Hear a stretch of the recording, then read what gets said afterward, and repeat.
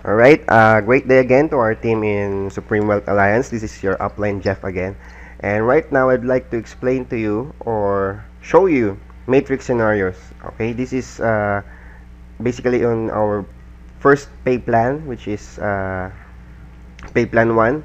Okay, before I start, I would like to encourage anyone who is actually fluent in the foreign language, English, or if there is a foreigner in here, to actually understand what we are doing here and actually present himself and create some videos like this. Okay, if you don't know how to make a video, then you can ask me on how, or I can give you the software on how to record videos like this. Okay, so ngayon Tagalog muna tayo ulit. Okay, kasi ayoko sabihan na trying hard.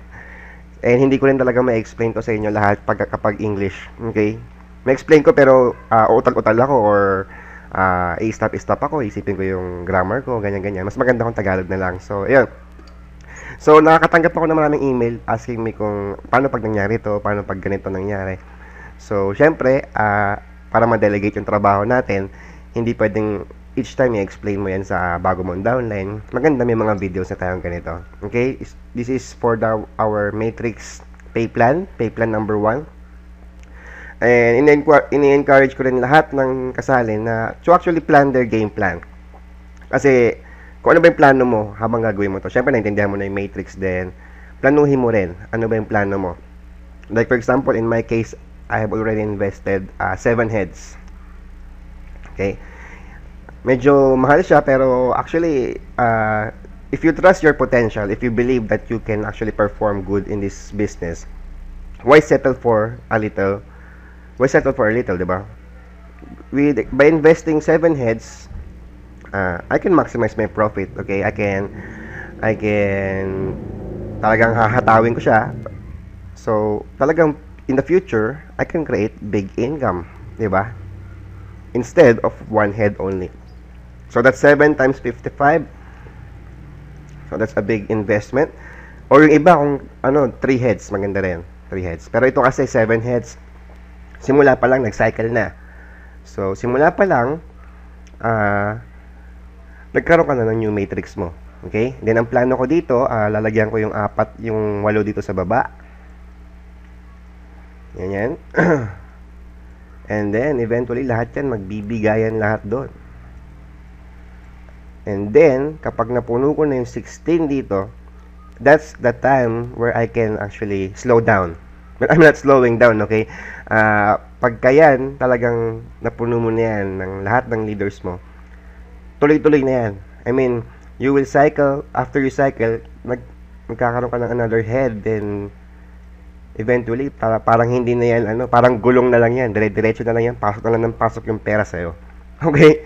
So, again, I encourage everyone to plan your game plan. Okay? Sabi nga nila, visualize the end before you begin. Pag sumali ka dito, tingnan mo yung dulo kagad. Kung ano bang milyon ba yung nag-aabang sa'yo sa dulo. Di ba? Parang ganun. So, let me explain to you our first scenario. Sabi nila, for example, nag-join ka. This is you. Okay? And then, nakakuha ka lang ng isa. Okay? For example, hindi ka naman talaga kagalingan sa pagre-refer or talagang mahina ka sa pagre-refer, bago ka lang sa ganitong industry, okay lang. For example, nakaisa ka lang, and then, nangyari nun, yung nakuha mong isa is magaling pala. Okay? So, nag-cycle siya kagad, right? Even before you got your second referral. Okay? So, explain ko isa-isa yan. Sa isa mong yan, kumita ka na ng $20. Okay? Bakit? Sa pay plan 2, sa pay plan 2 natin may $20 ka na. Your first direct referral is $20. Okay? And then, siya, nakuha niya yung pang-una niya, yung pangalawa niya, ipapasa niya sa'yo. Pay plan 2, I hope na follow nyo. And then, yung pangatlo niya, papasa niya rin sa'yo. Pang-4, pang-5, pang-6. Okay?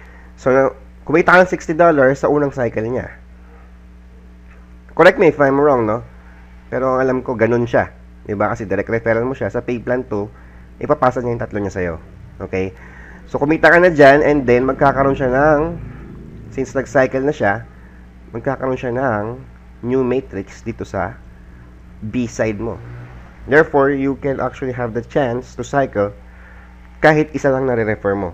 Or, malay mo, di ba? Kaya yung iba nagsa-cycle dito kasi nga, yung isa nila na-spill over sa kanila ng upline nila. So, you can actually earn here kahit wala kang ginagawa. Okay? Sinasabi ko lang yan, pero syempre, mas maganda kung may gagawin ka. Okay? And pag tatamad-tamad yung apply mo, talagang walang mangyayari. Pero kung nasa ilalim ka, for example, sa mga situation natin ngayon, nasa pinakatuktok tayo, imposible hindi ka malagyan eh. Kasi talagang malalagyan at malalagyan ka kasi walang ibang paglalagyan. Kasi nga, ang liit pa lang ng ating pinaka-diagram overall. Lahat tayo. So, talagang malalagyan ka dyan. So, again, sa mga pending, suggest talaga, pumusisyon na kayo habang maaga pa. Huwag nyo na isipin muna kung anong gagawin nyo. Kasi habang pinapatagal nyo yan, mas lalong lumalaki. At mas lalo kayong lumalalim. Okay? So, yun. So, for example, talagang nag-out of town ka, kaya hindi ka nakakapagtrabaho. Nakapag-cycle siya bago ka maman din, So, sabi nila, saan mapupunta ngayon yung new matrix ko at yung new matrix niya? Okay? So, as you can see, right before mag-cycle ito, second matrix nito, nag-cycle ka na. Diba? Hindi mo napansin, nag-cycle ka na. So, magkakaroon ka na ulit ng another matrix mo. Okay? Magkakaroon ka ng matrix mo right before mag-cycle siya. Okay? So, pag nag-cycle siya,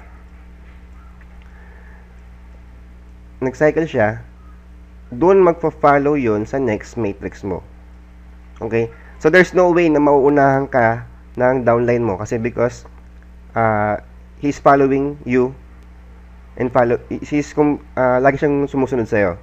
Hindi siya pwedeng pumunta sa kabilang crossline. Okay? May limitation din tayo doon. So, yun.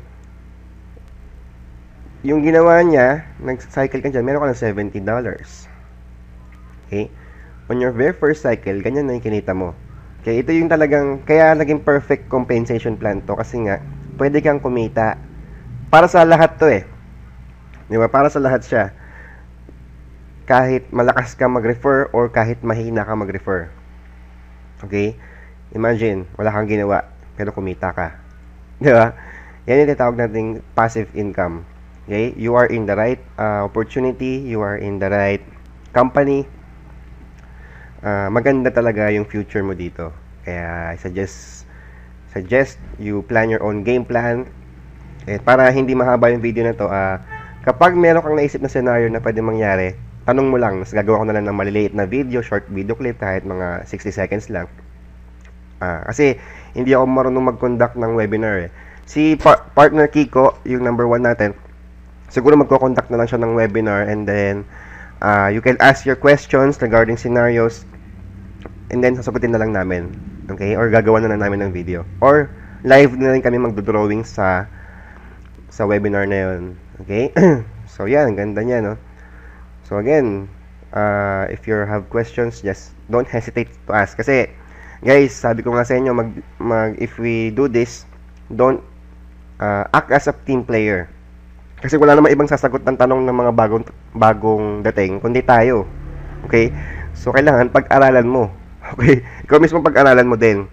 Para hindi rin naman lahat nakatutok dito 24/7. So, for example, talagang nagkataon, wala kami yung mga talagang sa taas. Pag may nagtanong, hindi mo na sabihin na antayin natin si Sir Kiko or si Sir Jeff or si Sir Reden. Siya yung sasagot.